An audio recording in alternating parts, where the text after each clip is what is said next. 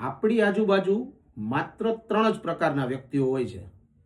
એક ગીવર, જે માત્ર ને માત્ર આપણી પાસે કંઈક કામ લેવા જ આવે છે.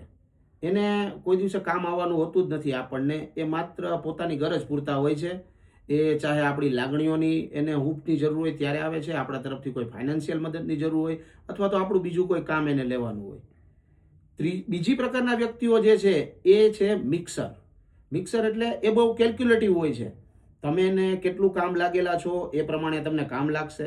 તમે એનું કેટલું કામ લાગવાના છો, શું ભૂતકાળમાં કામ લાગ્યા છો, એ બહુ માપપટ્ટીથી તમારી પાસે આવતા હોય છે. એ કેલ્ક્યુલેટિવ હોય છે.